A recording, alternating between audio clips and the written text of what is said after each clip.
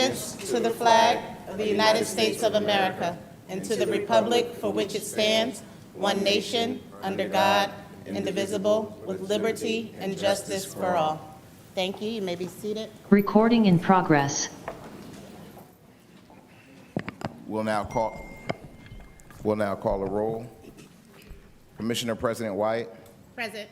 Commissioner Vice President Webb. Present. Commissioner Allen Jordan. Present. Commissioner Andrews. Commissioner Andrews. Commissioner Douglas. Commissioner Douglas. Commissioner Dr. Harris. Present. Commissioner Hembry. Commissioner Hembry. Commissioner Johnson. Commissioner Johnson. Commissioner Malone. Present. Also present this evening, Dr. Elizabeth Filipatos, Acting Superintendent, Mr. Cameron E. Cox, Chief Financial Officer, Board Secretary, Chief Carletta Jones, Chief of Human Resources, Chief Chris Payne, Chief of Information Technology, Chief Ashawn L. Hill, Chief of Marketing and Communications, Mr. Brian Horsley, General Counsel, and that is it at this time. I will note any late arrivals upon their arrival.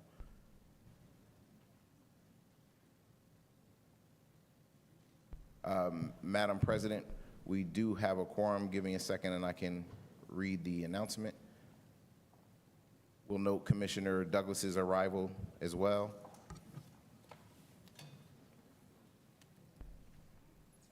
Welcome to the meeting of the Plainfield Board of Education. Members will hope that you will find this meeting interesting and informative. We thank you for taking the time out to attend. Please be advised that this and all meetings of the board are open to the media and public, consistent with the Open Public Meetings Act, and that the advance notice required therein has been provided to the Courier News.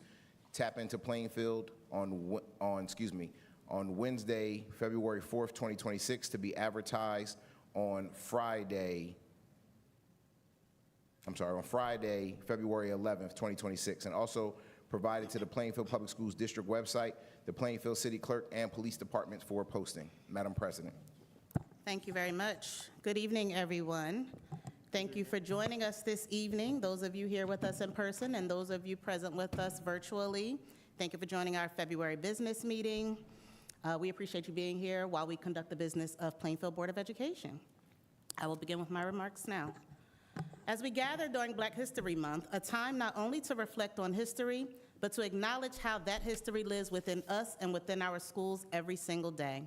Black history is not separate from Plainfield's story. It is woven into who we are. It lives in the resilience of our families, the excellence of our students, and the legacy of those who paved the way.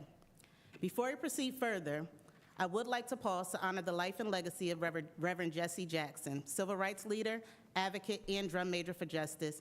His lifelong commitment to equality, education, and economic empowerment inspired generations to believe in possibility and to demand progress. I ask that we observe a brief moment of silence in his memory. If you all would join me. Thank you. We see legacy in motion right here in Plainfield. We saw it when our pool reopened, restoring opportunity for our scholars, and when Commissioner Sincere Malone reminded us why his name stands in the records by breaking a 38-year record. We see it again as Micah Jordan becomes Plainfield High School's all-time leading scorer, surpassing a record that stood for 36 years. And tonight, our girls and boys basketball teams compete in the Union County Tournament, building their legacy in real time. History is also being written in our classrooms every day. When a student masters a once difficult concept, when curiosity is sparked, and when educators prepare our scholars not just academically, but for life. From our general education classrooms to our new culinary lab and television production studio, our students are gaining hands-on experiences that shape their futures. We also recognize the conversations happening in our community. Advocacy and engagement matter. We hear you, but at the same time, this board has a responsibility to govern within law, policy, and due process. Some matters cannot be discussed publicly, not because they are ignored, but because doing things the right way protects our students, staff, and the integrity of this district. Public comment will provide a space for your voices this evening. Regarding the budget, preliminary projections were presented at our special working study meeting last week. A facts document has been shared for transparency with the community right after the board meeting, right after our special meeting, actually. And the community survey should have already been distributed, is that correct?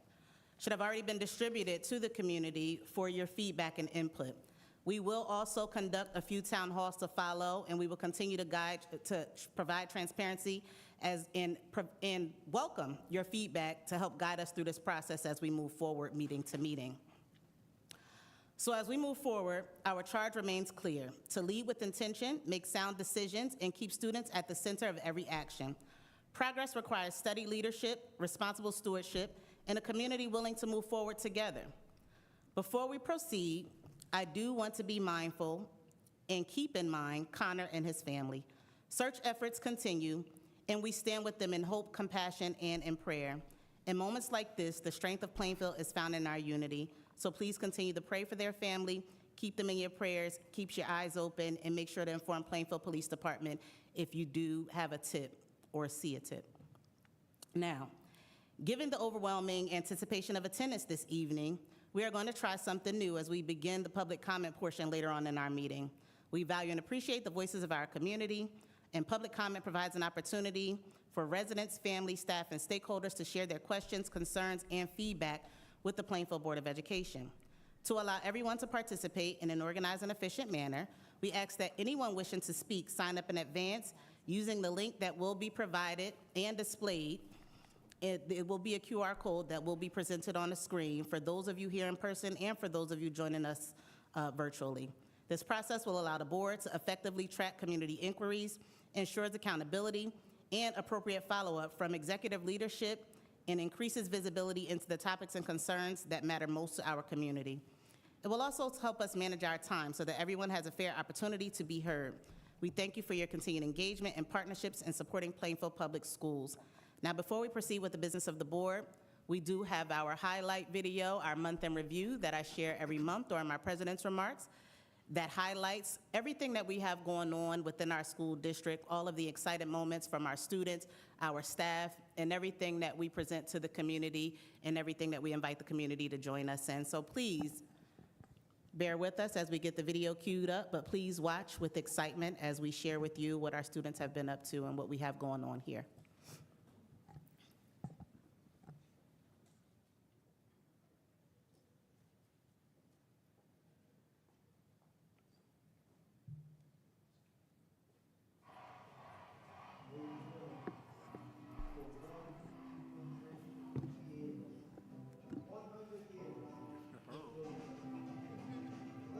Will we see it on the big screen? Will we see the Hubbard Hall?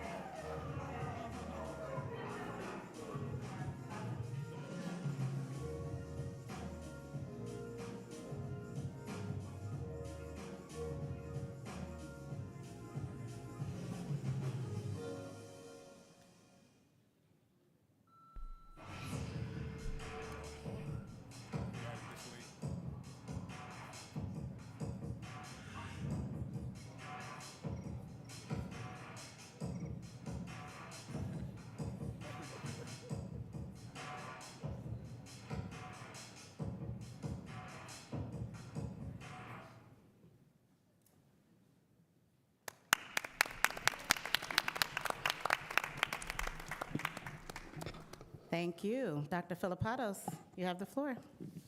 Good evening. Good evening, President Wyatt, Vice President Webb, Board Commissioners, Plainfield families, community, staff. Thank you, Ms. Azame, for that beautiful video. That was absolutely stunning, as usual. Thank you. I just want to give brief remarks, but before I do, we needed to correct 2 things on the agenda. Thank you, Dr. Filipatos. 010, there was a space holder for RFP 2026-11 for Capital Assets Auditing Service. The space holder was placed there due to the publicized opening of that RFP occurring after the board agenda was sent out. The evaluation of that of that RFP has been completed, and 010, RFP 2026-11, Capital Asset Auditing Services will now read, whereas the Plainfield Board of Education advertised RFP 2026-11, Capital Asset Auditing Services on January 28, 2026, and whereas proposals were received from the following firm: Divot Assets in Arlington, Massachusetts, at the rate of $57 per hour, as well as CBiz Valuation Group in Lawrenceville, New Jersey, at the rate of $250 per hour. Whereas the proposals were evaluated in accordance with the criteria set forth in the request for proposals, and whereas Divot Assets were determined to be the most advantageous proposal, price and other factors considered, now therefore be it resolved that the Plainfield Board of Education hereby awards RFP 2026-11, Capital Assets Auditing Services to Divot Assets, Arlington, Massachusetts, at the rate of $57 per hour in accordance with the specifications and requirements set forth in the RFP. And be it further resolved that the board president and business administrator board secretary are authorized to execute any and all documents necessary to effect this award. And then we also have an adjustment for 011 for RFP 2026-12, and I'll leave that for Dr. Filipatos. You just got to administratively pull it. I would like to administratively pull 011, Workman's Comp. Mr. Cox, please administratively pull 011 for the Workman's Comp RFP. Yes, ma'am.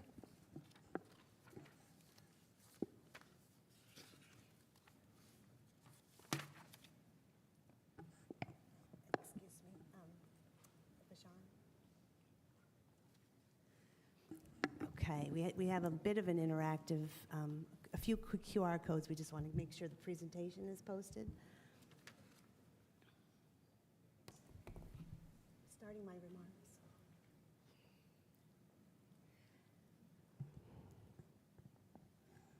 Okay.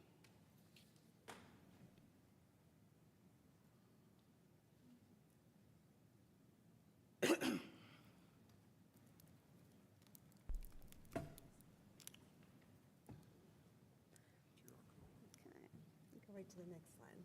All right. So good evening again.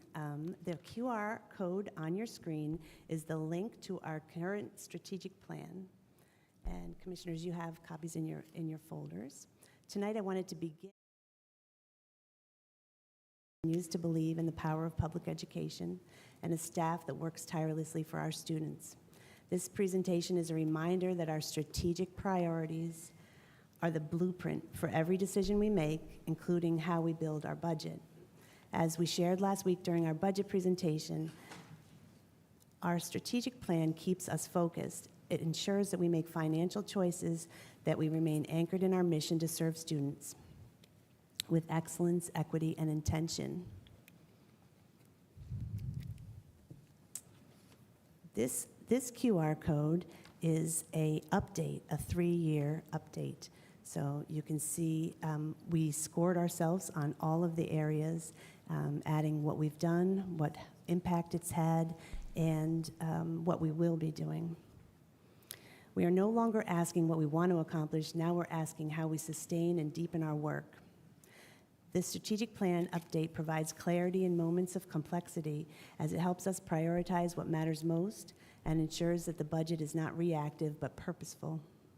Every line item we review, every investment we consider, and every adjustment we make is measured against the commitments that we've made to our community, and that is how we move this vision into action. This is an overview of all 4 of the strategic priorities, and you see the score represents what percentage we have completed. Some of the items are 5-year plans rather. Some are completed in 1 year, but you can see that specificity in the strategic plan itself.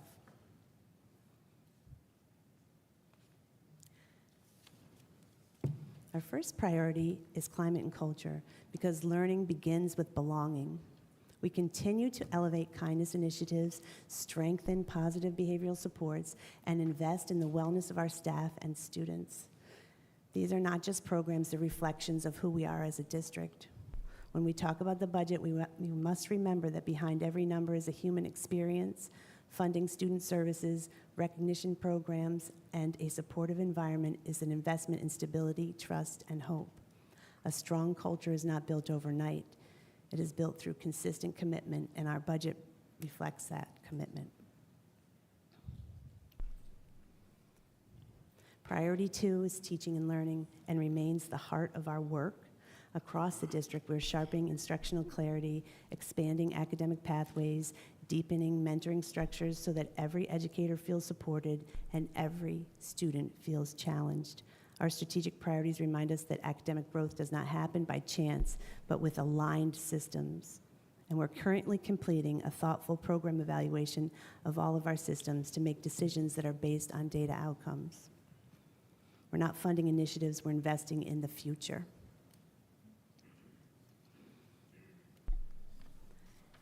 Priority 3, finance and operations, is where the vision meets responsibility. We know the fiscal challenges before us are real, but strategic priorities help us navigate these challenges with purpose. Sustainability is not about doing less, it's about doing what matters the most. And our work to refine long-term planning, pursue grants, and align investments directly to student outcomes reflects a district that's not standing still, but evolving with intention. Transparency and stewardship will remain at the center of how we build this budget. Community engagement, it's priority 4, is a reminder that education is a shared responsibility.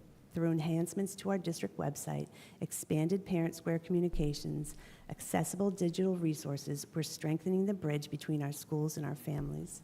These investments represent more than technology. They represent trust. They ensure that every family, regardless of a language or background, feels connected to their child's education. As we build our budget, we continue to ask, does this investment strengthen our relationship with the community that we serve? If the answer is yes, it will align with our vision.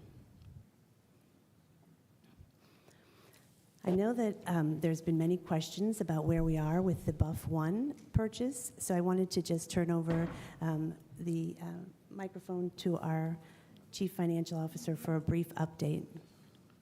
Thank you, Dr. Filipatos, and just provide a quick narrative update.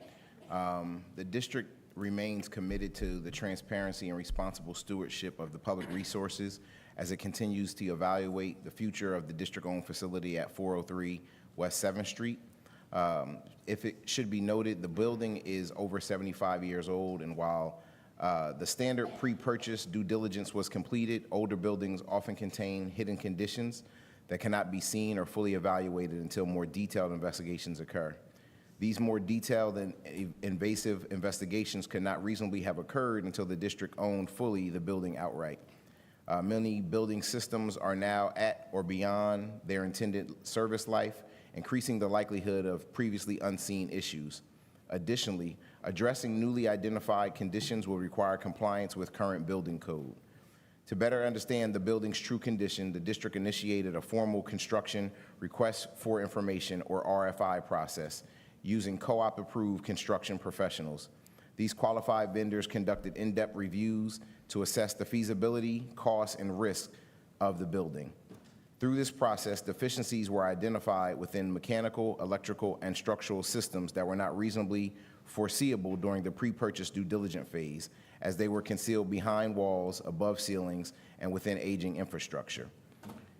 As a result of these findings, the district worked with its design and construction partners to reassess project scope while evaluating budget considerations.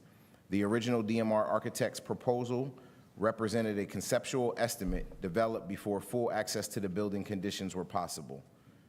The current proposed budget that is still earmarked in the budget reflects a reduction in scope and is, and is informed by newly verified conditions, current construction markup factors, procurement-related inflation, and refined design to prioritize safety, functionality, and fiscal responsibility. The district is now carefully reviewing its available options and remains focused on identifying the most prudent and cost-effective pathway forward while keeping the community informed throughout this entire process. Thank you, Dr. Philippatos. Thank you. And I just want to add about Buff 2, which is now our PELC Learning Center, is a thriving, fully rostered place where we have now 10 classrooms, 2 of which serve students exclusively with special needs that used to be served in out-of-district programming. That's another direct link to our strategic priorities. That was actually, the community asked us to bring back students to our schools, and through the purchase of Buff 2, we were able to do that with PELC. So I want to just thank everyone for reviewing the priorities, connecting them to the budget. The budget tells our stories. It tells our students that we value them. It tells our staff that we prioritize them. And it tells our community who we are. So look forward to connecting on all of you with that as well.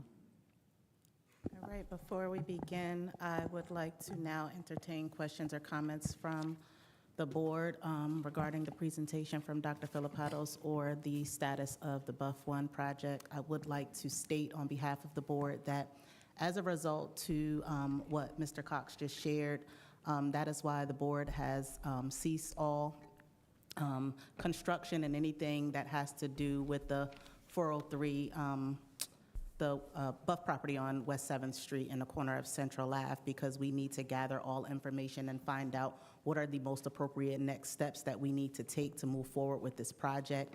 At this time, we do not have all the information. It is not made clear as to what would be the best option, but we are entertaining what that would be, especially since we're now working towards our budget projections and our preliminary budget proposal. So I did want to share that, but now, do we have any questions from the board regarding the presentation or any questions regarding the update of the Buff 1 property? No? Okay, I'll now entertain a motion to go into executive session. Do I have a motion? Motion. Do we have a second? Second. It's been properly moved by Commissioner Malone and seconded by Commissioner Allen Jordan that the board now will retire into executive session at this time. You've heard the motion. Are you ready for the question? There being none, all in favor? Aye. All opposed have the same right? Yes. The board anticipates being in executive session approximately an hour and a half.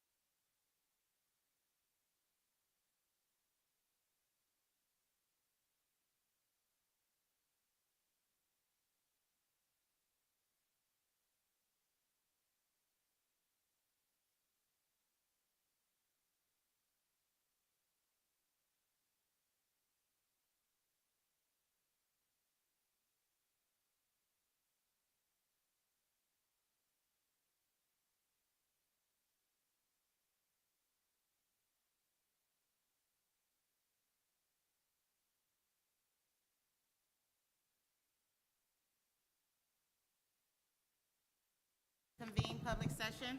Motion to reconvene public session?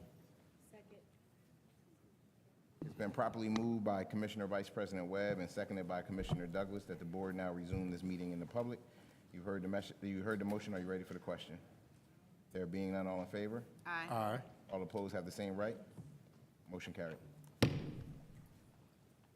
All right, thank you, commissioners. Thank you, Mr. Cox. I will now entertain a motion to go into public comment. Make a motion to open public comment? It's been properly moved by Commissioner Vice President Webb and seconded by Commissioner Andrews to now open public comment at this time. You heard the motion. Are you ready for the question? There being none, all in favor? Aye. All opposed have the same right. Motion carried. Updated it? At business meetings, a 30-minute period will be provided for public comment following committee reports. During this time, members of the public may raise questions or express concerns related to district matters. All members of the public will be asked to present their questions or comments before any response is given. A response is not required, nor will the board engage in back-and-forth dialogue with any members of the public. Responses, if provided, may come from the board president, superintendent, or designee. Members of the public are encouraged to submit additional questions or comments to the superintendent or board leadership ahead of or following the respective meeting for review and follow-up.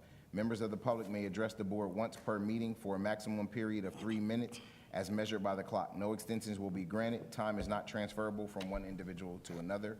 Privilege of the floor is now open. We did have the QR code this evening in anticipation of additional members wanting to respond. So we did have the sign-up list. We will call you in the order in which individuals will signed up so that we can conduct privilege of the floor and people don't have to stand up for an extended period of time. The first individual on the list is Jody Byers.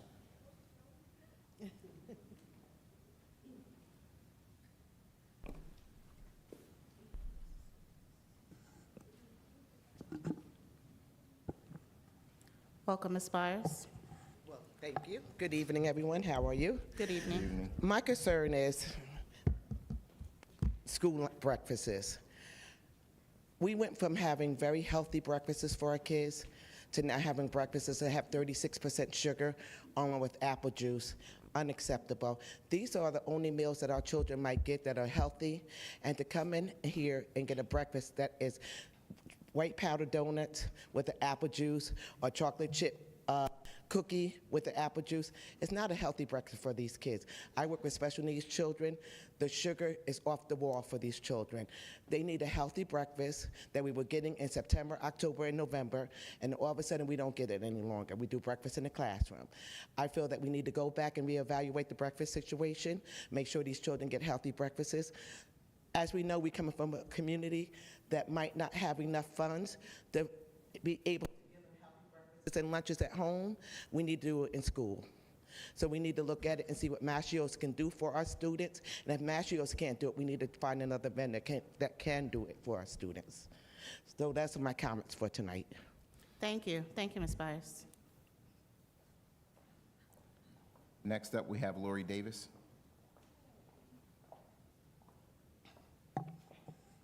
Welcome, Ms. Davis. Can you hear me? Yep. Yes, we can Okay. hear you. Greetings, Plainfield Board of Education Commissioners. I come to you as a concerned resident and parent. As I read about significant budget deficits across New Jersey, Robinsonville, $5 million, Perth Amboy, $13 million, Hackensack, $17 million, Mount Clair, $20 million, and Patterson, $38 million, I am deeply disheartened. These shortfalls have real consequences for staff, students, families, and communities. Although it appears we are currently not in the same position, as you continue to develop and review Plainfield's budget for the 2026-2027 school year and beyond, I respectfully urge you to, number one, demand transparency. Ask the necessary questions to ensure complete clarity regarding how funds are allocated and how current decisions will impact future budgets. Number two, insist on thorough accountability. Do not stop asking questions until you are fully confident in the information being presented and understand its effects on our staff, students, and the broader community. Third, prioritize long-term stability over short-term fixes. The residents of Plainfield deserve more than temporary solutions. We need sustainable fiscal planning that supports consistent growth, educational quality, and opportunity for our students. Our children's education cannot be compromised by reactive decision-making. I urge you to approach this process with diligence, foresight, and an unwavering commitment to the long-term success of Plainfield Public Schools.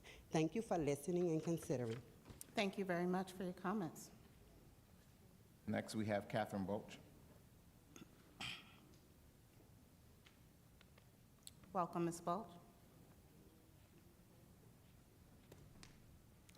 Good evening, Commissioners. Good evening. Catherine Balch, 1314 Highland Avenue. I'll try to be brief. It's hard for me sometimes. Basically, I have two questions. First, a question about literacy. I don't believe students will read English fluently unless we hold accountable every influence on their ability to learn. That accountability begins with me. I try to do whatever I can to get students to the, over the goal line. Also out here in the community are the students' parents, tax-paying residents, city and state officials too. Accountability applies to the students' teachers, principals, and superintendent. Every one of us needs to be held accountable in helping students learn, including the students themselves. This accountability model is what fueled the surprising achievements of students in Mississippi, Alabama, and Louisiana. Students like ours, students of color from low-income households, those states and school districts and legislators held everyone at every level accountable for student learning. In Plainfield, we started on a similar path 4 years ago by creating a plan, hiring a superintendent to implement it, and giving teachers an attractive salary to work toward ambitious goals. And students have already shown some good results, with 3 more years to bring even more of them. I see some of those results not in scores so much, but in enthusiasm to read. At Stillman, 5th grade boys are celebrating jumping up and down after getting their book of choice. 2nd graders beg us to return to read another funny story. And now these budget problems come up, and the superintendent's progress has been stalled. I ask you to return him to work, to continue his good work and progress toward the goals that so many of us thought that were important. My second question is about the budget.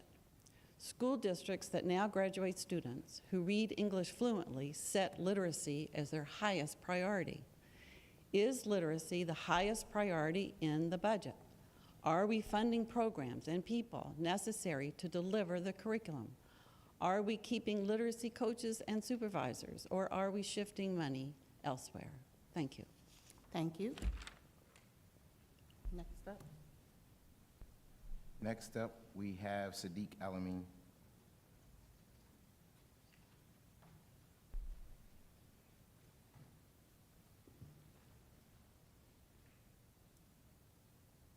Go, sir. Sadiq? Welcome. Okay. Welcome. You have the floor. Oh, I thought something's wrong there. Good evening. Sadiq Alameen, 315 Sumner Avenue, Plainfield, New Jersey. Been a resident of this great city since 1972. Employed by the city for a number of years. Retired 2010 from municipal government. And part of that that occupation was to investigate motor vehicle accidents, which are now known in the industry as crashes. I'm going to talk about a car crash as it's been labeled, but it was actually in a parking lot for everyone who does not know or may not know.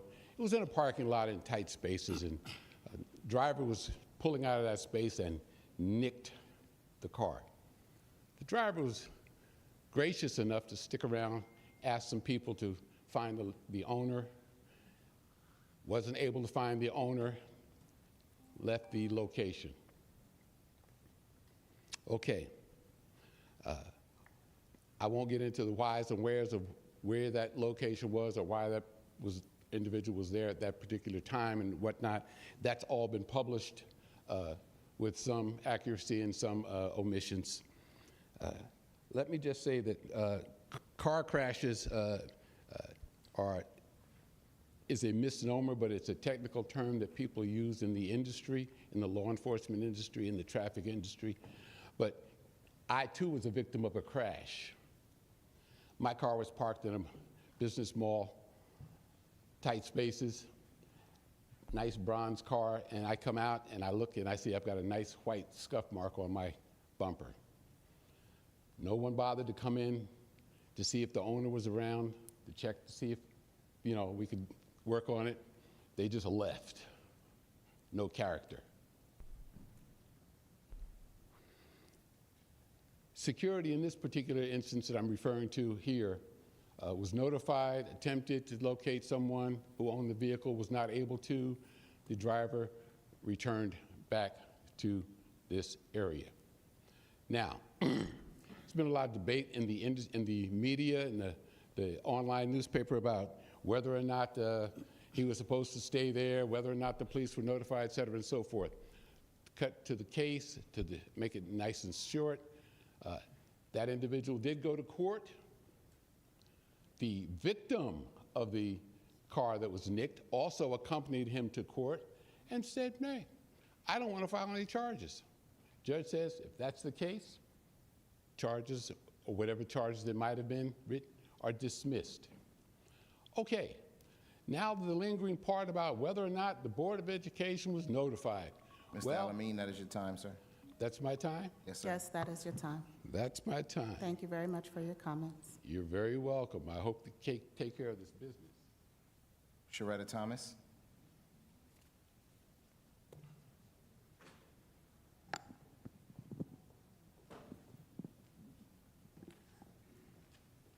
Ms. Thomas, welcome. You have the floor. Thank you. Good evening, President Wyatt, Vice President Webb, and Board Commissioners.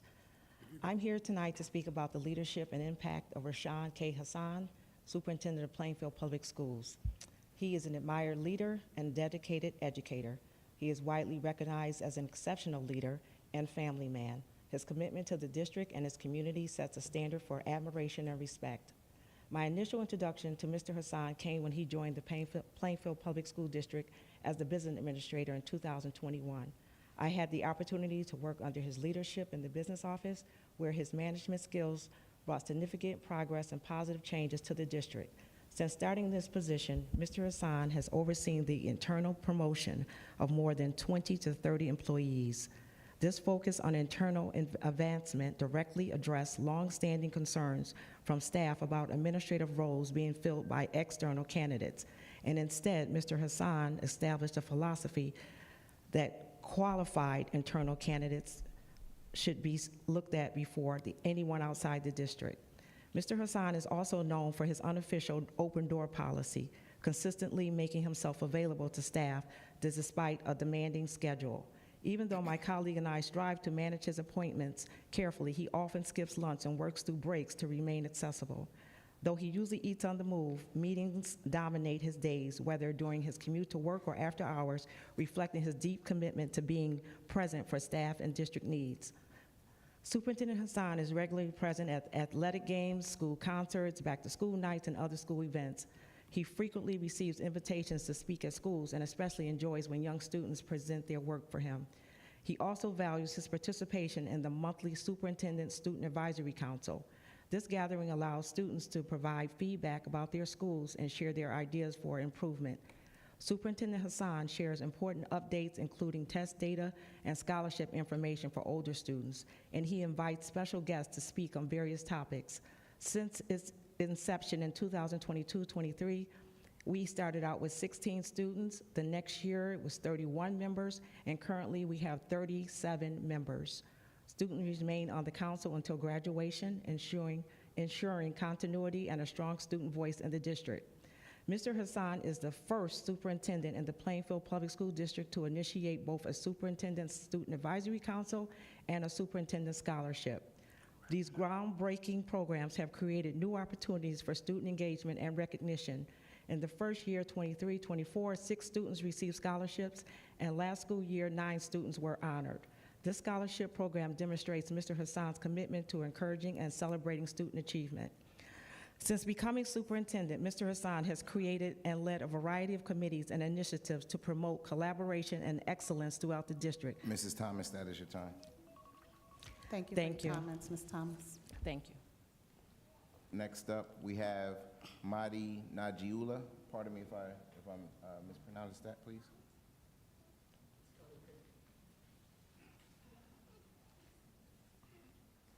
Good evening. Good evening. My name is Mahdi Najiula. I reside in Hillsborough, New Jersey. However, my heart and my place of worship is here in Plainfield, New Jersey. I'm a Cardinal, graduated from Plainfield High in 1976, and I was a witness at the historic evening the other day when Michael Gordon scored those points to exceed and be the top leader in terms of points being scored here in Plainfield. I'm here to basically reiterate some of the things that have already been said with regard to Mr. Hassan. I'm here as a character witness for Mr. Hassan, and I want to bring to your attention that there's a wide cross-representation of individuals here this evening that are, as you may have observed, in support of him. And I'm referring to teachers who currently work under him. I'm referring to staff members who work in other capacities as well. And I've had the opportunity on many occasions to speak to some of the students, which are the most important element in this discussion, and their support and their admiration for Mr. Hassan. So my appeal to you all this evening is that when you are going to make decisions with regard to him being reinstated or not, that please, I implore you to take these things into strong consideration. I think the word sustainability was mentioned earlier, and we all know the history of superintendents as it relates to the lack of sustainability in Plainfield. Based on what you've heard thus far, and perhaps what you're going to hear from the additional comments, this is an opportunity, in my observation, for Plainfield to have that sustainability that we need in terms of a superintendent. I implore you to be considerate of the students in terms of what they think, to be considerate of the staff who currently works under his supervision, and to be considerate of Plainfield in general. Because if we're talking about having a situation where there's sustainability in Plainfield that is conducive for the schools, and in particular for the students in general, that we take these things into account. There, as you all know better than I, there's a lot of chatter going around, a lot of chatter with regard to Mr. Hassan. And all I can say is that the chatter that I can vouch for is that this particular individual has done everything in his power to uplift the city of Plainfield and to make the students as successful as possible. So again, I'm certain you're going to hear many other comments with regard to Mr. Hassan. Please take them into account. Thank you for your time. Thank you very much for your comments. Next up, we have Keisha Gay Pinedo.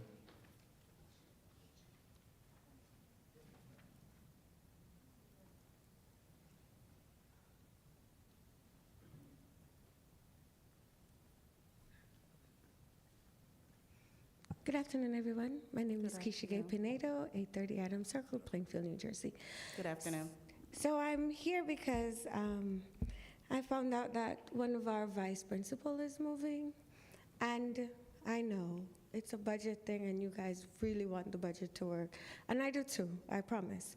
However, the reason why I'm here is because it's been a very challenging year for us at our school in general. a lot of our students, I'm so sorry. We have students that have parents are being deported, and we lost a student who passed away. We've just had a lot of emotional stuff going on for us. And as teachers, sometimes we forget that the adults are dealing with the same amount of trauma that the children are dealing with. And we have to try to figure out how to deal with that every day and show up for our students. And the vice principal that is being moved, and not saying that any of our other vice principal is bad, it's not. She's just as good. We need that mental support, and she's the person that most of us go to when we need that. And she's literally what helped our climate and culture work at our school. And I know that she's needed everywhere because she's really fantastic. So, and I know that she's needed everywhere. I'm just trying to figure out, is it something that has to be done this year? Is it possible for us to just finish out the year so that we can come back in September and figure this out? Because I'm really emotional because a couple of weeks ago, I had students that didn't get picked up on time when I stayed for an after-school program. And I was so stressed out because I didn't know if there were parents that got picked up by ICE, or I just didn't know, and the poor kids didn't know, and we were all in a state of unknown. And that's really difficult when you're a teacher and trying to provide the correct support for our kids. So all I'm asking is, I know that you guys are doing the best you can. Is it possible for us to just not do the transfer until next September when we come back and we just have to roll? We just had a lot of changes, and it's just very difficult for our staff in general. They even wrote you guys a letter pleading to ask you guys for your consideration.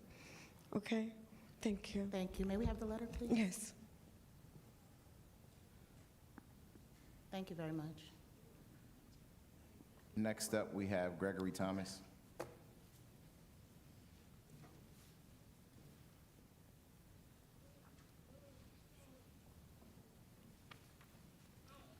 Mr. Thomas, you have the floor. Good evening. My name is Gregory B. Thomas, and I have worked as a teacher in Plainfield for the last 28 years. During this time, I've worked in the administration of 14 different superintendents, some of which were great and some of which who were not that great. Mr. Rashan K. Hassan is by far one of the best. I met Mr. Hassan over a dozen years ago when he and I were serving in the leadership position parallel in different chapters of the same organization. At that time, I was very impressed that a man in his late 20s was able to do so aptly and discharge his duties so efficiently. He showed commitment, a positive attitude, and a genuine concern for all others in his orbit. Years later, he became the business administrator, then the superintendent of Plainfield Public Schools. This fine young man brought with him determination, character, integrity, and a strong sense of attention to detail that is essential to such a position. He is the type of person that consistently thinks of the mission, his people, and then himself. His dedication to Plainfield is clearly evident. He has promoted from within, included student opinions in his decision-making, and maintained an open door policy to any and all. In my professional career, which includes military time, I have met very few leaders that inspire and elevate their people as he does. I've met very few leaders that listen so intently to those around him. I've met very few leaders that are as good as this man. I truly believe that Rashan K. Hassan is the best thing that Plainfield Public Schools has, and he should be continued as the superintendent. Thank you for your time. Thank you, Mr. Thomas.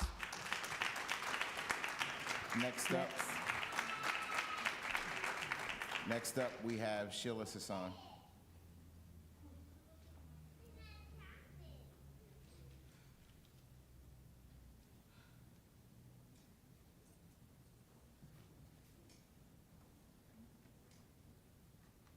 Ms. Hassan, you have the floor. Good evening, everybody. Good evening. I'm going to talk about the leadership of transportation. I've been working for the district for 16 years.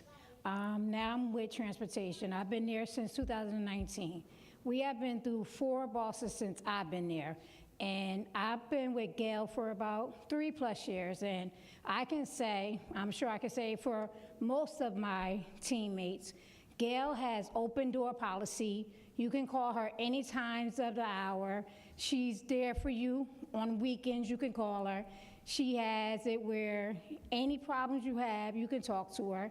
She doesn't complain about anything. If you need anything done, if you have to leave early, if you have any doctor's appointments, you could talk to her. She's never complained about anything. She fixes everything. I can say personally, anything she takes care of. A parent calls, she takes care of it. I can personally say I want her to stay. I don't want her to leave. She is the best that we have had in transportation. And that's what I want to say about Gail Hughes. Thank you very much for your comments.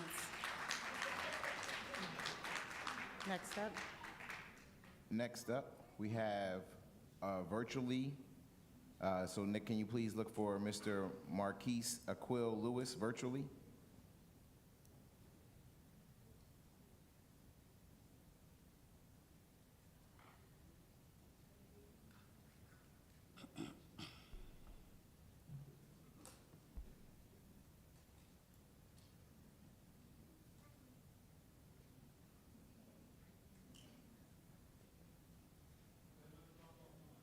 Okay. Next up, we have virtually Laura Miranda Brown.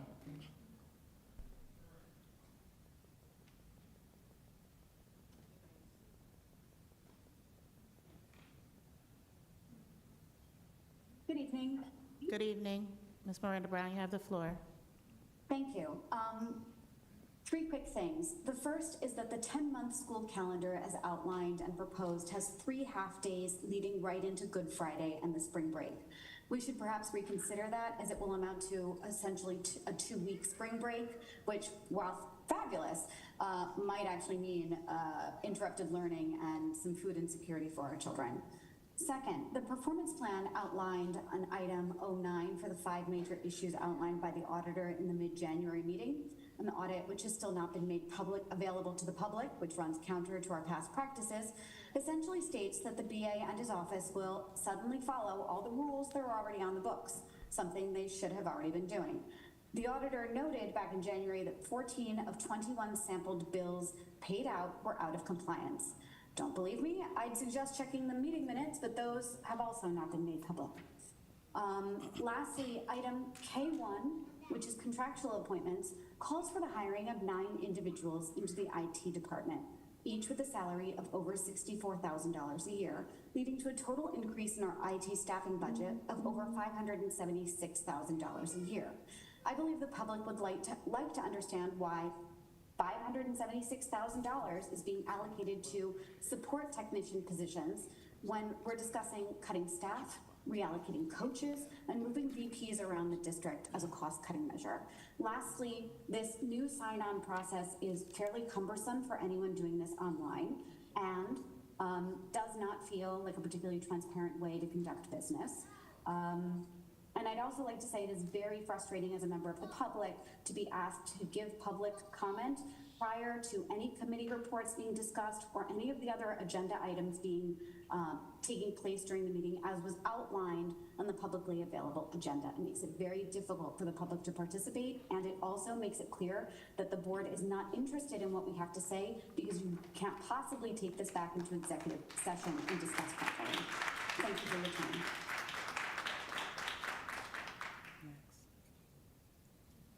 Okay. Next up will be the last individual as the 30-minute period is due to expire, and we have Melissa Logan.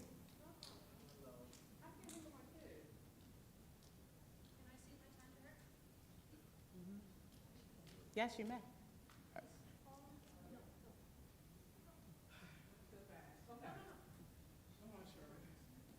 Ma'am, did you sign up?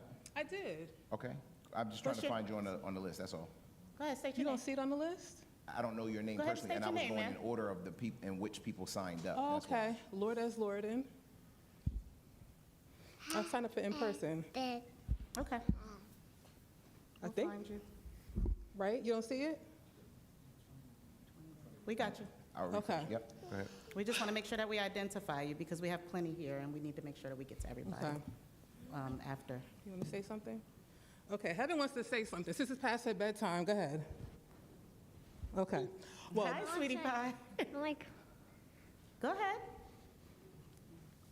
okay. Well, part of the reason why they're here is part of why my complaint. So I remember, because I was following the meeting at home, and you guys said public comments would take place in the beginning. And then soon after that, you went into executive session. That was like an hour and a half. So you didn't restart until like 8:20 or 8:30. Now, it's a school night. They have to be in bed at a certain time. We all work or have things to do in the morning.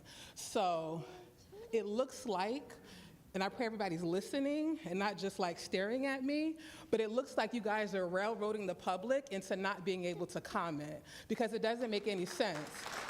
Well, I'm not saying it for a clap, but it's the truth. Like, what time is it? It's 8:50. These kids are off the wall because it's supposed to be in bed. But because they go to school here, I need to participate. So I have to show up. So what's the alternative? I got to bring them with me. And look at this. It's not fair. And so, like, you guys give the illusion of public comments, but it's not really real. Girlfriend. So my request is that you guys actually put public comments first so that the public can actually have a chance to speak. And they're not dragging kids past their bedtime at crazy hours just to fight for their education. Like, generally, I wouldn't care, but I have kids who go here, so I have to care. So I gotta figure out a way, and this is my way, and that's not fair. Considering, I mean, I hope you guys have children that go here, and if you do, you would think of that, but you, that's all. Thank you very much.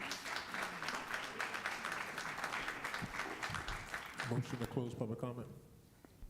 Actually, I wanted to say, is it a motion, can we extend public comment? It seems, again, if the only way that you could have checked in is by doing by QR code or at some predetermined time, I feel like we kind of rob the public of that. We are representative of what they are. So while I hear Mr. Webb's, I challenge it with a motion to extend public comment. So there was a motion on the floor to close public comment. Is there a second for that? Because that, by order, that hit the ground, hit the table first, excuse me. Is there a second to close public comment? It's been properly moved and seconded, properly moved by Commissioner Webb and seconded by Commissioner Hembry to close public comment at this time. You've heard the motion. Are you ready for the question? Question? Can you send me the update because your phone is not updated? The question that was asked by Commissioner Dr. Harris was how many people were left on the list? I'd like to quantify that for the We public. have it. We're going to count now so that we can give an accurate number. Thank you.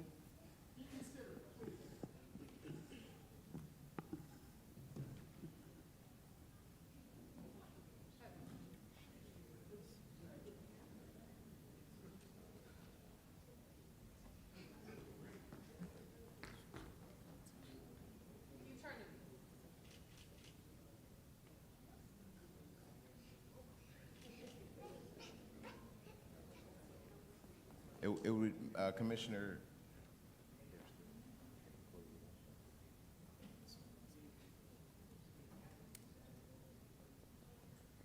there's 13, excuse me, individuals still that continue to sign up as the QR code is up. If I may just interject a little bit, we've been, unfortunately, can I say, here plenty of times rather late into the night, been in the business sometimes behind closed doors. I think, again, we owe it to our public. People have come here to show up to make comments, to afford them that right. When I'm certainly not the one to say let's work late into the evening, but today I afford that leniency and grace. I know there's still a vote that has to be taken on Mr. Webb's movement. what would the extension look like? How long are we going to extend it? How many you said we have left? 13? Just for the 13 people that are left on the list. And that's just talking about for online, and they say people are here. Dr. Harris. I didn't look at what modality they selected. I looked at. It's a the- combination of both. So I say this, asking for that extension. 45 minutes is a lot, 30 minutes. I would ask that anybody who still has something to say be conscious of the fact that we would have to move with that sense of expediency to get as many people forward as possible. I think. I mean, rightfully so, Right. everybody gets 3 minutes. So if we have how many people left? 39. I mean, 13, so it will be 13 people 39 left, so minutes. we will allow the 13 people, in essence, those are the people that 13 out the is form. both online and also yes, available it's a here. combination of both. I think too, again, so I definitely grant the people online. We should have definitely gotten to that, but also make sure that the people here have had a chance to talk. So that opens it up for another 45 to an hour. Again, certainly not the one, how quickly I like to move through these. But again, I think if people showed up, they deserve a right to talk. So I think we should hear the 13 people that's left and then cut it off at that. Okay, so what is the motion on the So floor? procedurally, we have a motion on the floor that was moved by Commissioner Vice President Webb and seconded by Commissioner Hembry to close public comment at the time. If there is a will to extend, that motion would need to fail. So we need to move forward with the motion on the floor, and then we can entertain a second motion if that motion fails. Let's move forward with the motion. All in favor? All opposed have the same right? All right.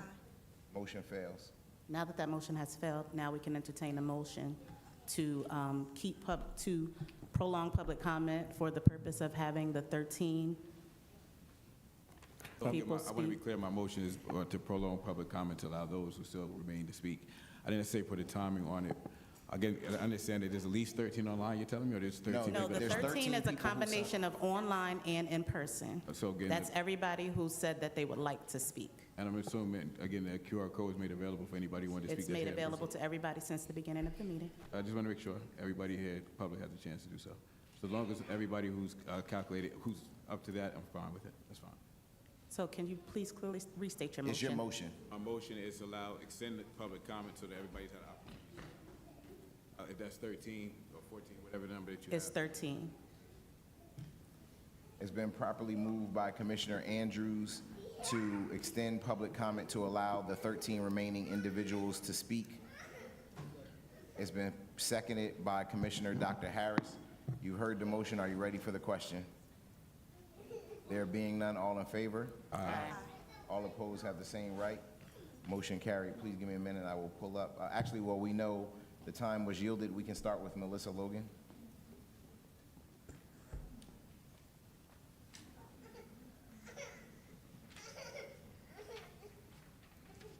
Thank you. Good evening, President Wyatt and Commissioners of the Board of Education. Good My name is evening. Melissa Logan. Hi. And I've been working at the district at Jefferson School for 26 years. I'm not here in my capacity as a union leader, and I would like to share with you today does not reflect the views of the Plainfield Education Association. I speak as an individual. I want to start with an apology to the board commissioners. Last week I started a petition with change.org, and when I sent it out into the universe, the algorithm included the names of some of the commissioners as the targets of the petition. This was never my intent. I wanted the petition to be seen by the whole board, and it was never my intention to either name or target particular commissioners in my petition. I have since removed the names, and I sincerely apologize. I'm here this evening to ask you to quickly complete your investigation of Mr. Hassan and to reinstate him as superintendent. In the last 26 years, I've seen a lot of superintendents come and go. The constant churn in leadership, vision, direction pushed departments and school buildings into isolated silos. Over the past 4 years, Mr. Hassan and his team have worked hard to break down those silos and helped us become more united as a district. He's developed a clear criteria for programming for our students to make sure that the investment of our time, talent, and treasure yield results. Mr. Hassan has developed trusting relationships with our stakeholders by frequent feedback sessions with student roundtables, staff roundtables, and community feedback sessions. Through my various roles here in the district, I've had the opportunity to work closely with Mr. Hassan. He routinely challenges me to rethink my position. How does this affect student achievement? Look at what students in other institutions are experiencing and achieving. How can we bring that to our students? How can we think bigger and push harder to achieve our vision of student success? In our district standards of excellence, Pillar 6 lists a culture of kindness, the kind candor that compels us to have hard conversations with empathy that centers around high standards.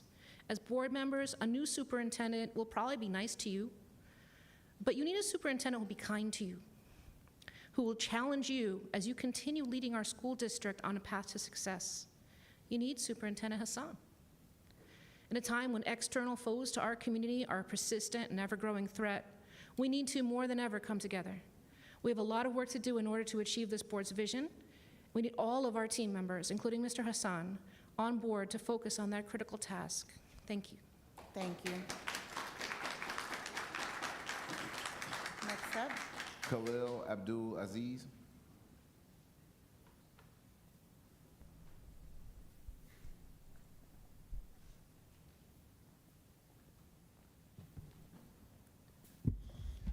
Good evening. My name is Khalil Abdul Aziz. I have the honor of representing Masjid Allah as their imam and have so for about the past 12 years. My address is 345, pardon me, Hillcrest Avenue in Plainfield, New Jersey. And I'm here actually to get some information, if I could. I'm not familiar with the format, but I hope that these questions will be able to be asked so that we can go ahead and expedite the return of our superintendent, Brother Rashan Hassan. I've known this person for approximately 5 or 6 years. We spent a lot of time together. He attends our masjid. We have done a lot of prayers together, and I've had a chance to sort of get to know him. And I can tell you, one of our goals is to try to produce excellent human beings. That's one of the things that we mentioned, and I have no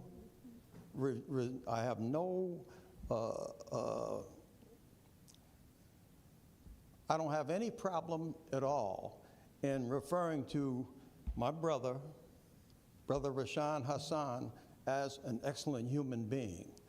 I've spent time with him.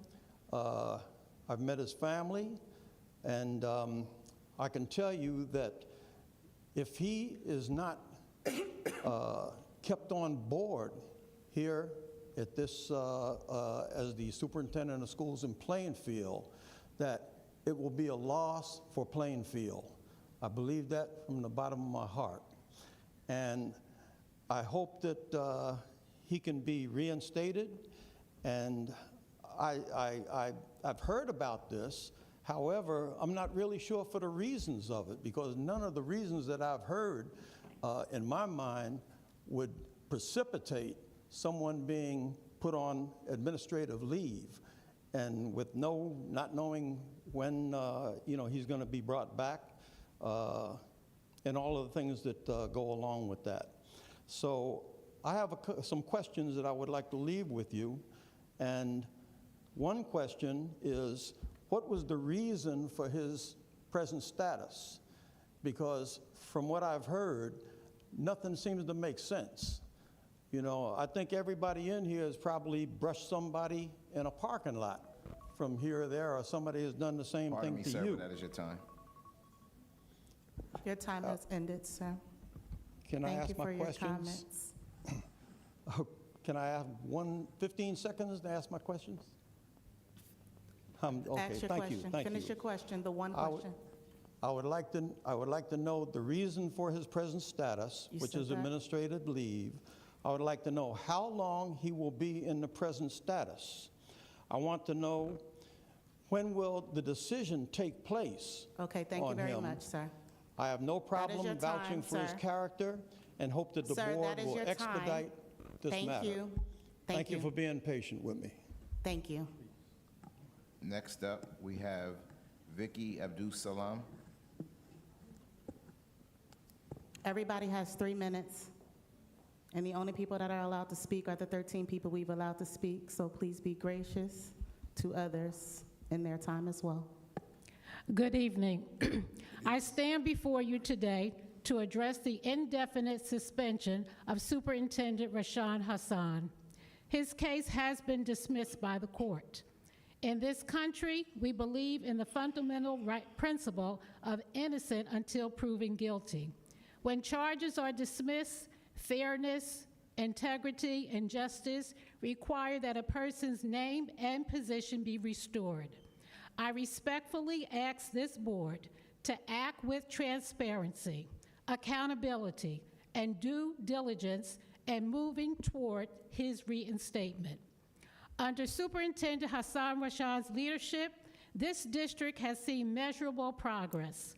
Student achievement has improved, innovative and effective programs have been implemented, and meaningful collaboration has been built among staff, students, families, and the community.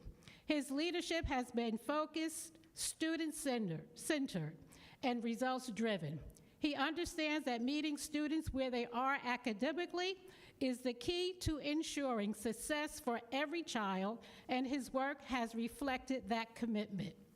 Indefinite suspension, despite a dismissed case, raises serious concerns about fairness and stability in leadership. Our students, staff, and community deserve consistency, strong direction, and leadership that continues to move this district forward, not uncertainty. I urge this board to do what is fair, what is just, and what is right. Reinstate Superintendent Rashawn Hassan so he may continue advancing the progress, vision, and educational goals that have already begun to benefit this entire district. Thank you. Thank you for your comment. Next up, we have Jeannie Falengio. Pardon me if I'm mispronouncing that wrong. Is that a virtual? Oh, yes, that person is virtual.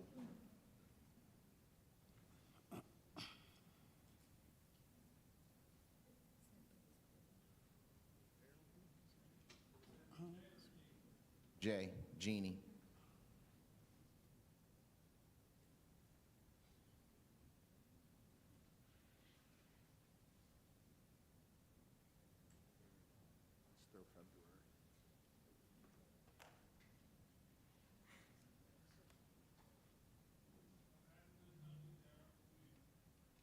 Say that again. You can move on to the next virtual person and we'll come back. The next virtual person, next in line as well, is Edgar Blaya.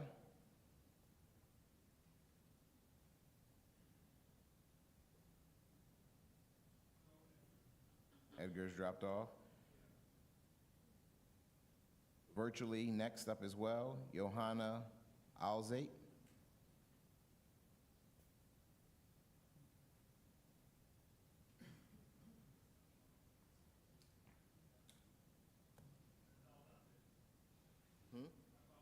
Hi.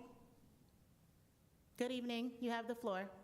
Hi, thank you. Johanna at 1612 Maple Street. I first wanted to comment on the QR code that we have to use to sign up for public comment. I think it will discourage public involvement. It's just another thing that we have to do to be able to speak. I understand there's a lot of people that you expected to use public comment today. However, this just seems like it's another difficulty for people who are joining virtually on their phones. It's just another layer that distances the public from the Board of Education.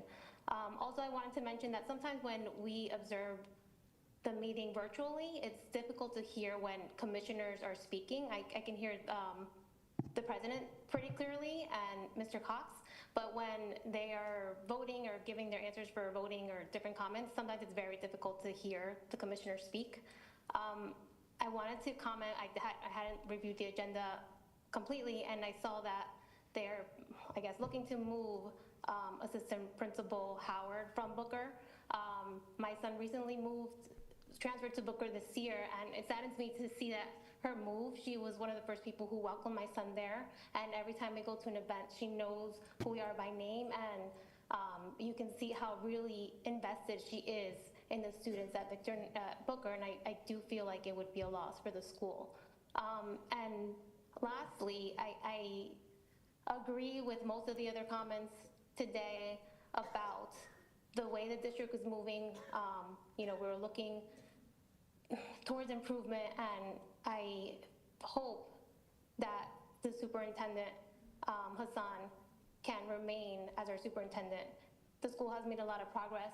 He reaches out to the public constantly, getting our feedback, and it's really appreciated, and we can see how the district is moving.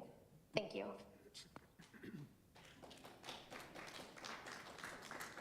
Nick, is the other person unmuted? Okay. Next person. The next person we have is in person, Veronica Taylor.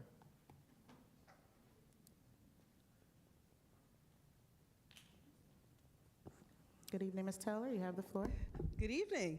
I have two things. So first, I want to thank Superintendent Hassan and the rest of the board and all the school leadership for the reopening of Plainfield Public Pool. Clap it up, community, will you reopen our pool? I want to thank you for your commitment for making sure that we have safe indoor recreational water for our community to learn how to swim. As you know, Black and brown communities drown at a higher rate than other communities because they don't have access to recreational water to learn to swim in. And then here in Plainfield, we're one of two schools in Union County, the other being Elizabeth, not the other ones in between, that feel it not robbery that we use public funds to make sure our kids know how to swim and our families know how to swim so that we don't drown. So I want to thank the board for that. And that's, you know, and that's due to institutional racism. And that speaks a lot to the leadership here. My second note is I stand with everyone who's in support of Superintendent Hassan. You know, I sat where you sit. I know there's a lot of things you can't share in public. I know there's a lot of layers. I'm not here to condemn anyone. I trust and believe that you make the best decisions you can with the information you have. I ask you to consider this. Given everything that's going on, our communities are under siege by the federal government and other outside forces, fascism and everything else coming into our community. We have to protect our community.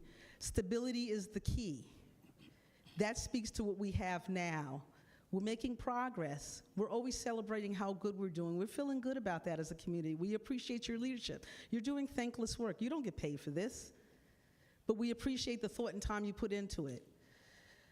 All the public knows all I know, and that's you implement policy. The policy was followed. Follow the policy. If you have grounds for termination, then terminate. But we need to move forward. Our next superintendent is watching. The state is watching. They're already pissed off at us because of this funding. You know, they're formerly known as Abbott districts. The suburban districts are always upset because we get more money. We don't want to be on their radar for anything we don't. Make the best decision, move forward, reinstate the superintendent to his position, let him continue his work. You don't want to renew his contract when it's up? Okay. But if you have grounds for termination, then terminate. But I'm not sure that a 3-week investigation is in our best interest. Finish the investigation, make a decision. Use your best judgment. Continue to work in the best interest of these young people, which is what I know you do. I trust, and I know there's a lot you can't say, but I'm trusting you to do that. I know every one of you up here, and I trust that you'll do that. Thank you for your time, and thank you for making the motion to extend the time. I appreciate it. Thank you very much, Ms. Taylor. Next person. The last individual is virtually, is Ashley Davis.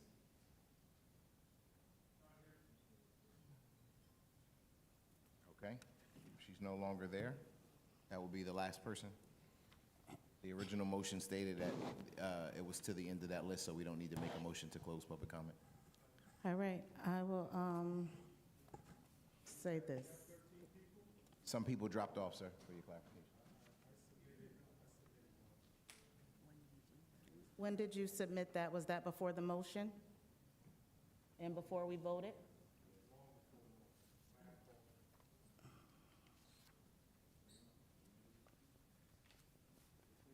Did you leave the form open because he wasn't on it?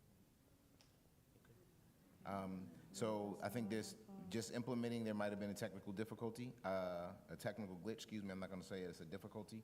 I do see now, since the last time I looked, there's a Thad Baltimore and Rashard Thompson, but those individuals did not appear when I previously saw that. What is your name, sir? Yes, you can have the floor.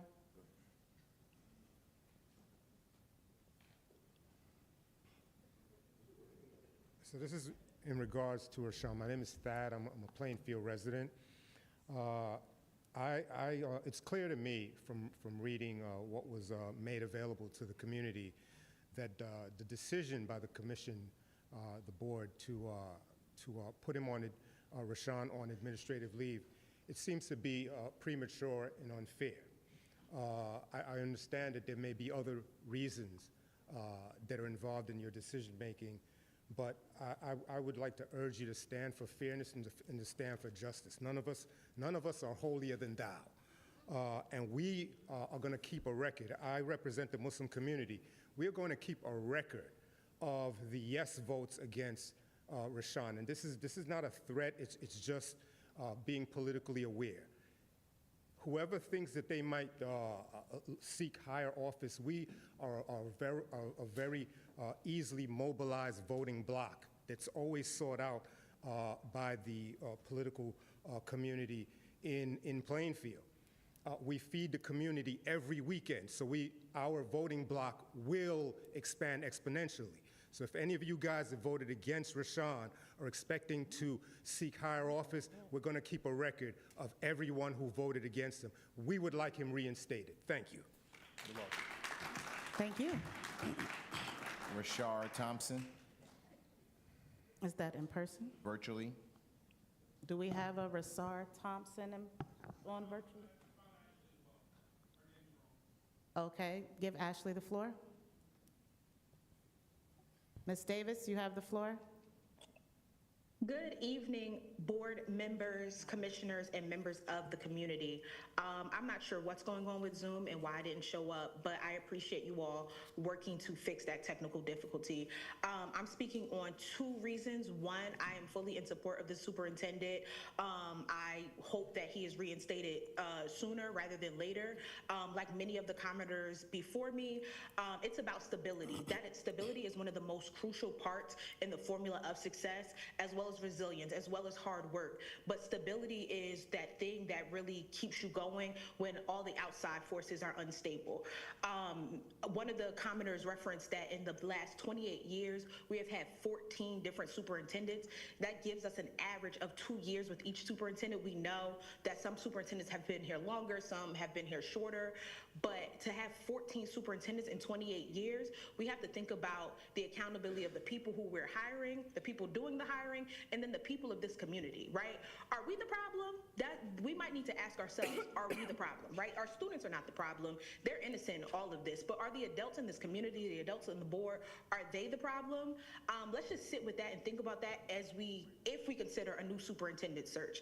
My second topic and concern is the ability to sign up for public comment. I get it, it's a way to be organized, but the part that is concerning is the part where you ask people what their public comment is. While it's not required, to slip that in there is concerning, because what do you do with that information? Are you going to read those public comments out loud if we don't get to them? Or is somebody going to use them later on for retribution of Board of Ed staff that's there who want to speak as individuals? It's just a little concerning, and in a day and age where fascism is creeping in quickly, not slowly, it's just concerning that we would have that on a form to ask people for public comment. Those are my comments. Again, I'm fully in support of the superintendent. I hope he is reinstated sooner rather than later. Thank you. Thank you very much for your comment. Was that the last person that was on the list? Rashard Thompson, and then we have one more after that. Yes, can you hear me? Yes. Good evening, Ramadan Mubarak. I'm Rashard Thompson, 147 Jermaine Street, Plainfield, New Jersey. I've been in Plainfield for my 31st year in Plainfield. Both of my sons, Isaiah and Jabril, both went to public school here in Plainfield. Side note, Isaiah Thompson is running for Congress for the 12th district. But my comment is about the superintendent. In those 31 years, like the previous people have spoken, we've had 14, 15 superintendents, an average of 2 years per superintendent. I'm not going to sit here and tell you I know why Mr. Hassan is on administrative leave, because I don't. But I'm asking you to weigh the frequency of us changing superintendents. No consistency. Any business, any operation needs consistency at the top, and we have not had that in 31 years since I've been here in Plainfield. So please reconsider and weigh whether we should start over again or we should continue with Mr. Hassan as our superintendent. Leadership is important. We need consistency. Thank you for taking my comments. You're welcome. And the last individual is also virtually Chris Murashi. Hello? Yes. Yes, you have the floor. Oh, thank you. I was nervous because at first you didn't mention me and I knew I submitted ahead of time, so thanks for taking a second look. My name is Chris Murashi. I reside at 774 Berkeley Avenue. I would like to speak on the matter of the Superintendent Hassan. I am speaking objectively. I am new to the neighborhood, and I would like to start by saying that one of the draws to Plainfield was knowing the investment that they were making in our children's education. I have 3 children, ages 3, 11, and 14. So I have children that attend all Plainfield public schooling at 3 different points in their life. So as you can imagine, these are all very pivotal moments for me and my family, and I am deeply concerned about what I'm seeing here. I have a comment. Good evening, members of the Board of Education. I'm here tonight as a parent, a community member, and someone deeply invested in the stability and the future of our district. I want to speak clearly and respectfully about the importance of maintaining continuity in leadership, specifically the standing of Superintendent Hassan. Educational systems thrive on stability, students thrive on consistency, staff thrive on clear direction. And communities thrive when leadership is steady, strategic, and accountable. Abrupt change at the top creates ripple effects that extend far beyond administrative offices as it affects morale, momentum, and ultimately student outcomes. Under the superintendent's leadership, we have seen progress in academic performance, program expansion, safety improvements, community engagement. These are not small matters. They represent strategic planning, disciplined execution, and long-term vision. Leadership transitions, especially in complex districts, carry real costs: financial, operational, and cultural. Before moving in that direction, I respectfully urge the board to consider whether disruption at this stage serves our students' best interests. Our children do not benefit from instability. They benefit from thoughtful governance, data-driven decision-making, and leaders who are given the time and support to execute a vision fully. This is not about personalities, preference. This is about continuity, momentum, and accountability. If there are concerns, then transparency and a structured evaluation are appropriate paths forward. But destabilizing leadership without clear and compelling cause risks setting our district back at a time when forward movement matters most. I urge the board to consider the long-term impact of your decision on our students, families, educators, and the broader community. I am asking for the reinstatement of Superintendent Hassan. And again, I just want to say that I am newer to this community, but I am hoping that my children will benefit from all of the visions that have been set forth and some of the groundwork that has already been laid. That is what I bought into for this community. That is what I'm looking forward to, and that is what I expect as a parent and a member of this community. Thank you for your time and your service. Thank you very much for your comments. That was the last one, Madam President. Okay, before we go into discussion from the board on agenda items, I just want to make a few statements based on some stuff that I've heard. First, thank you to everybody who signed up and shared their comments. It was something that we implemented this evening in anticipation of the many participants. But I do want to address some concerns that were raised this evening. I want to first be clear and state that the Board of Education is not and has not ever, since I've been on the board, and that's all I can speak to, attempted to prevent the public from speaking at any time. Excuse me. We always welcome public comment. We structured this process, like I said, in anticipation of many people, because just as you all are here because you've heard through whatever communication channel, we hear it too, and we see it. It's being sent to us, or whether we see it ourselves, we know, we're being told. So we were trying to be proactive to ensure that we were able to provide the opportunity for you to share what your concerns were in a respectful manner. And like all public bodies, we have time constraints. And so, as you know, because we do this with each meeting, and we don't always have this large number of participants, but our public comment is 30 minutes, and everybody gets 3 minutes, and it's not usually transferable, and we've implemented new governance practices where we don't allow for the extension of that so that we can move forward with our meeting. We were shared complaints of our meetings being too long, us being in executive session too long, and us not going back and forth, which is not a common practice that any governing body does. And we try to listen to all of those concerns, take those into consideration, and alter our governance practices to accommodate those concerns. But sometimes it gets to a point where it's like, no matter what we do, there are always going to be complaints and concerns around whatever we're doing, no matter what we're doing it for or how we try to enhance that process. So I just want you all to be patient with us. And somebody mentioned being kind, and understand that we're here to carry out a responsibility that we were elected to do, and we're trying to do that. And we're trying to do that while being transparent and continue to earn public trust. But when we're constantly being faced with concerns at every turn, even when we're trying to show you that we're making these adjustments as a result to public comment and complaints and concerns, it's a little trying, but we will continue to try. We hear you.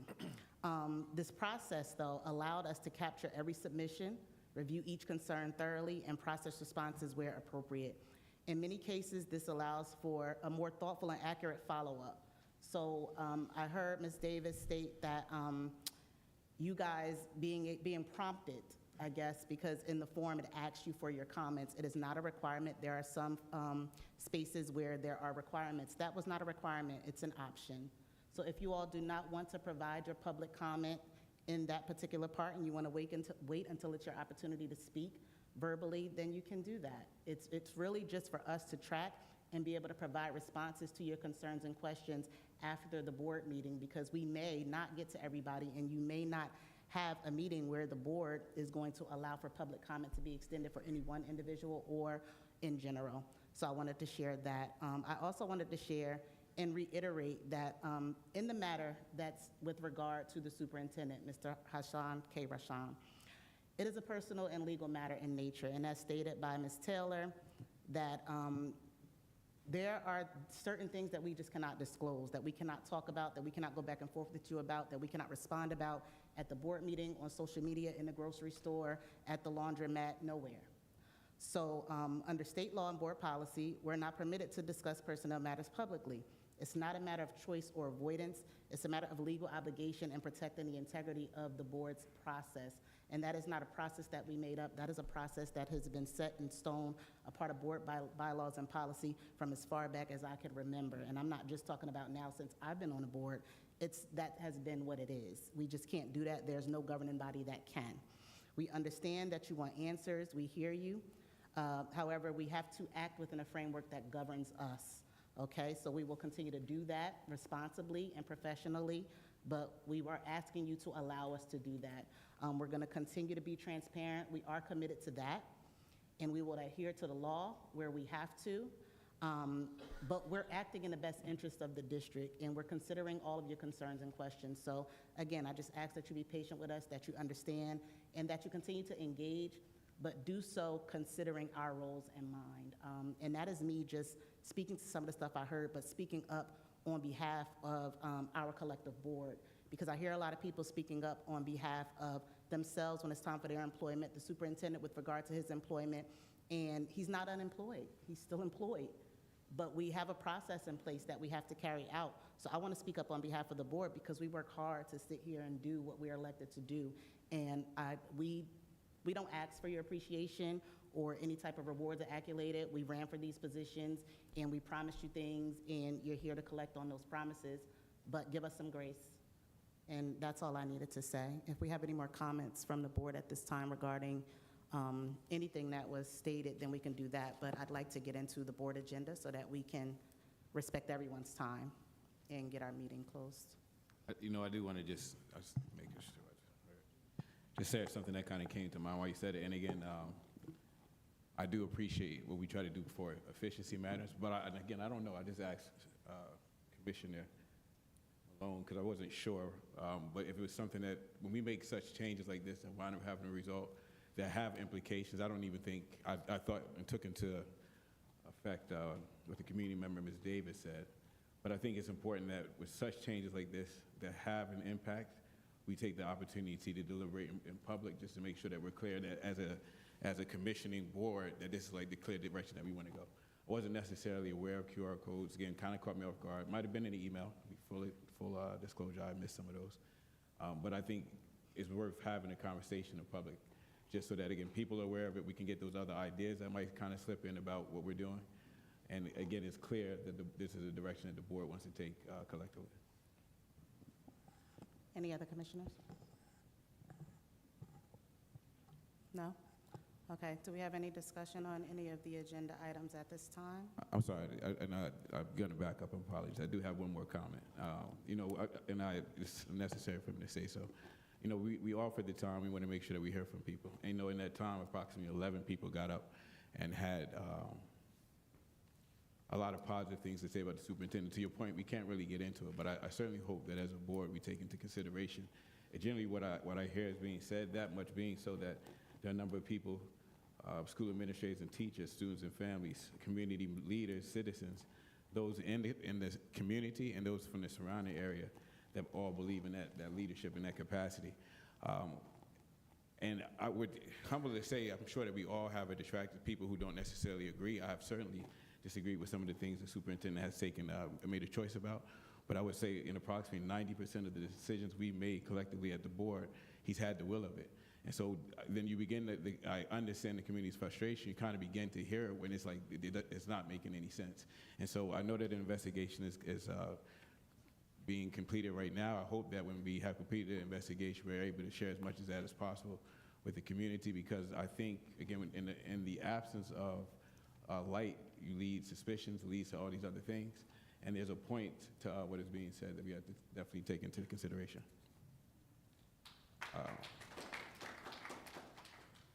And that's all I have with regards to, again, the comments that I heard from the community. Thank you, Commissioner Andrews. Do we have any comments on agenda items from board members at this time? All right. I will. There are two that I'll just speak to. Just questions about, and I know it was kind of asked in closed doors. I just think it's worthy. Again, when I know we were talking about there were changes possibly to moving an assistant principal from one place to the other.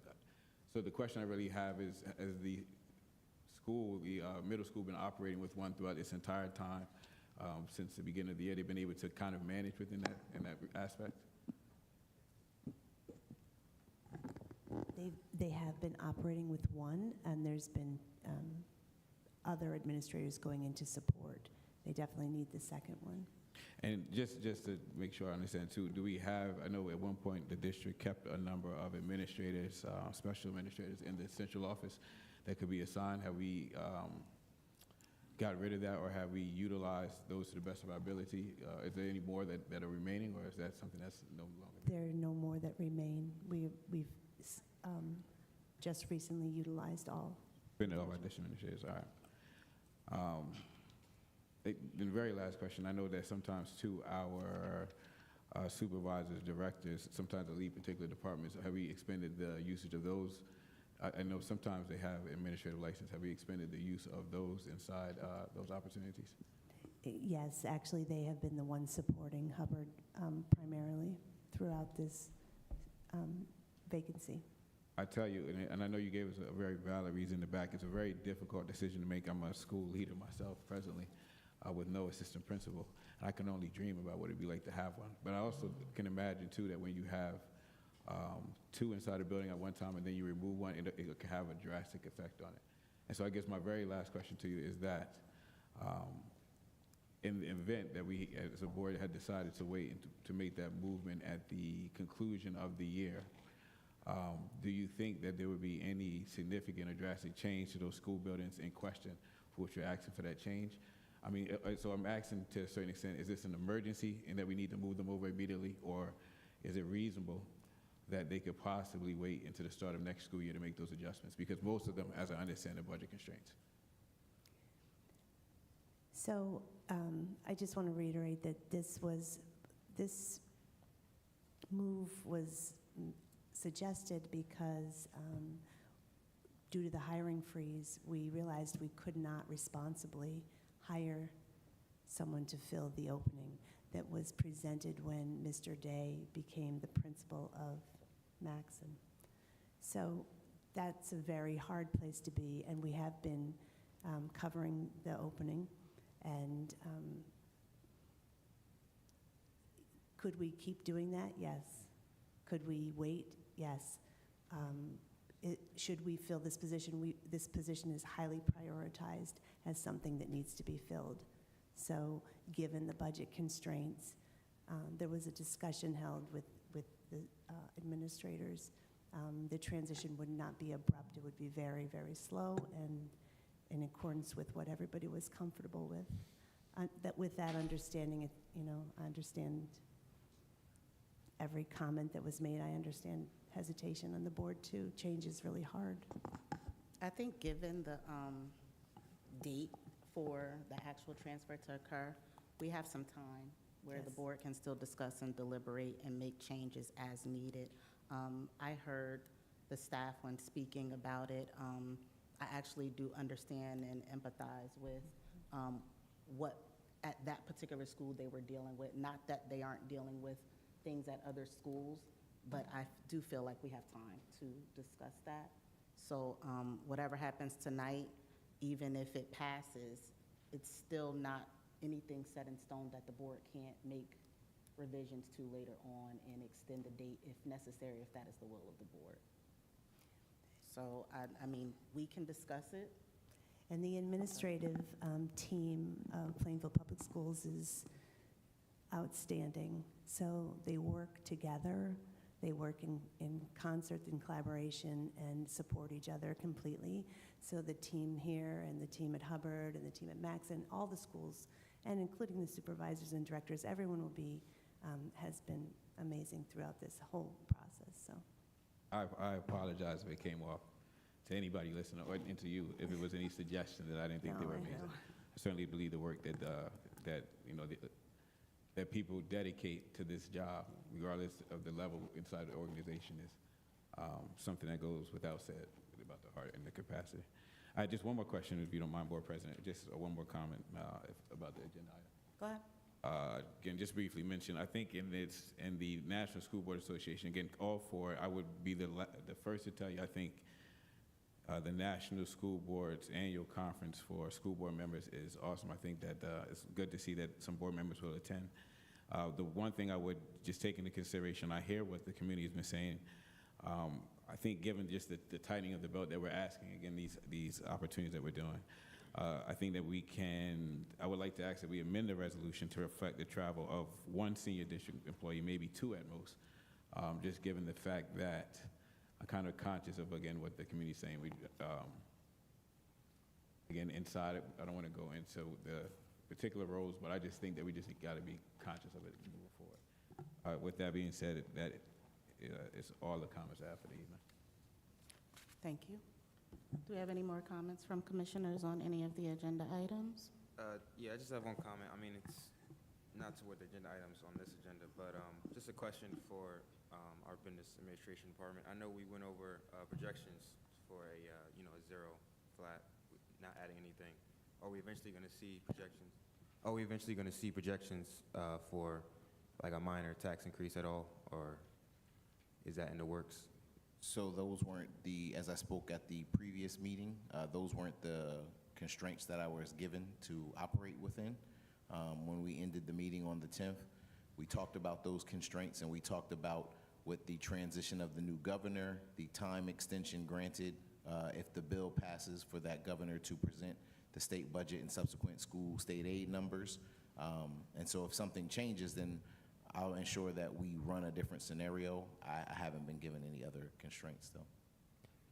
So is this just something we have to ask of you as a board? And Yes, Commissioner Vice President Webb, as the chair of the Finance and Operations Committee, once we get those numbers in from the state, or prior to that, if that's the will of the committee, he can direct the superintendent. He can speak with the acting superintendent to communicate with Mr. Cox and by way of the committee to provide different options for flat and a tax Gotcha. increase. No, thank you for the clarity. Thank you. So just to be clear, we gotta, if we're interested in it, send a message to Mr. Webb saying that we're interested in seeing other options as it relates to the budget going into next year? Yes, absolutely. I mean, like was stated, it was only done that way originally because we don't have any funding, and that was actually a recommendation from the state. And so it wasn't necessarily that we had anything to work with. And so we knew that there would be a natural increase due to the salaries and benefits having to increase, of course. And so we wanted to work within the gap that we had to close with that. But once we get an idea of what funding might be, then we can provide different scenarios to close what might be a larger gap, possibly, or maybe not. But I think that that's a conversation that you guys can have extensively in your Finance and Operations Committee. And then you all, as a committee, make a recommendation to the board on what next steps we need to take. Okay. Any other questions or comments from commissioners regarding agenda items? Okay, seeing none and hearing none, I'd like to entertain a motion to, well, Mr. Cox, you can call a vote, but could you just make sure that all commissioners are recused from their own Travel and bills list. and bills list? Yes, ma'am.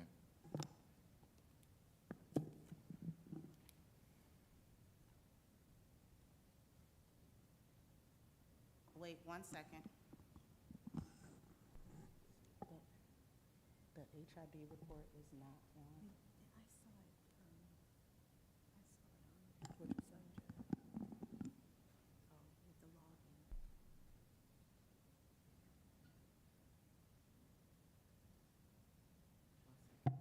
One second. I need to ensure that something was updated on the agenda. It's not there.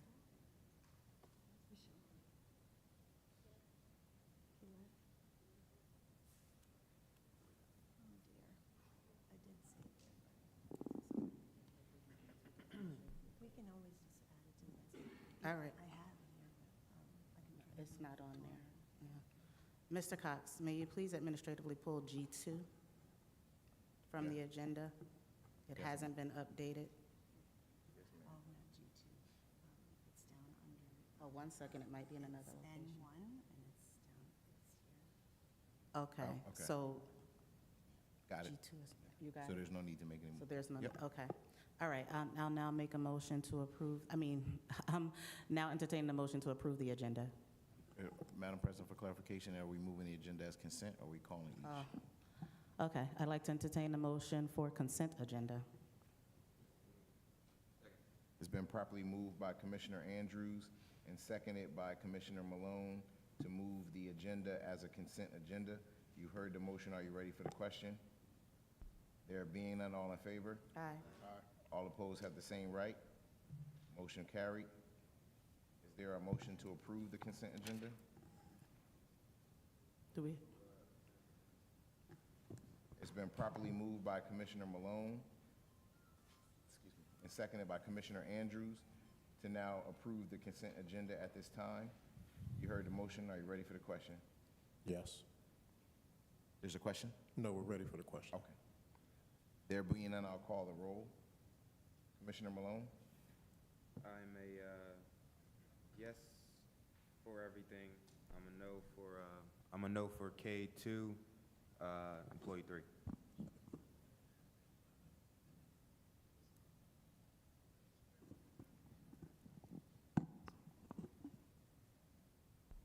Okay. So the one no is K2, number 3. All others are yes. Yes. Commissioner Andrews? Taking a look at it, I'm a no for K3, 4, and 5. Again, if we could wait The till whole next item, sir, for clarifications? K3, 4, 5, K3, K4, K5. Resignations, It's retirements, retirements and and leaves of absence? Or are you a no similarly? Sorry, K2, apologies. 3, 4, 5. Apologies. Office of Human Resources, reassignment. Okay. And Hold on 1 second, because I want us to provide clarification on K5. Well, you know what? Never mind. Go ahead. Do you vote? I'm sorry, I said 3, 4, 5. Apologies. I am a no for K2, 3, 4. Apologies. Thank you, Board President. Additionally, as it stands, a no for O13. No for O13.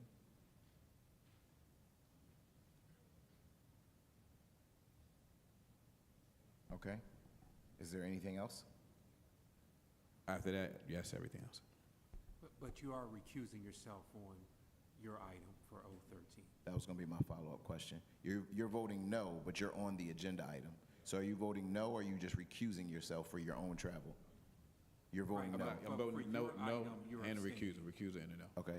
So for clarification, should we be removing you if the item passes and not registering you?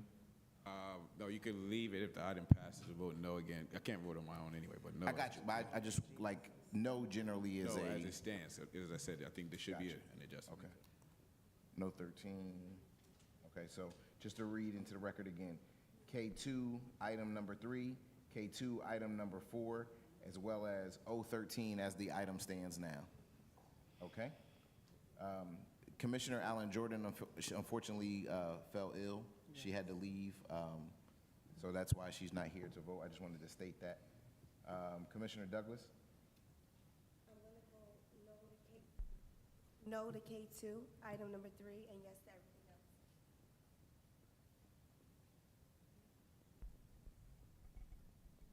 Okay. Commissioner Dr. Harris?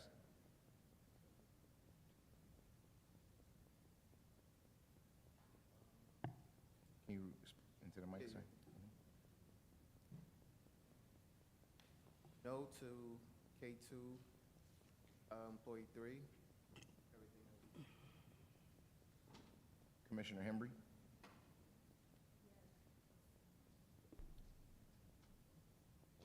Commissioner Vice President Webb? Yes to everything, no to K2, item number 3. Commissioner President White? Yes. All right.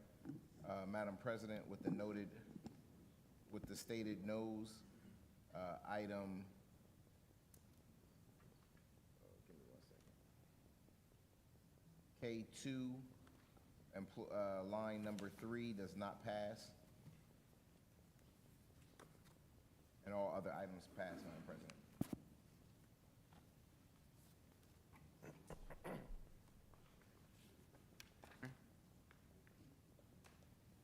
Okay, thank you. I'll entertain a motion now to adjourn.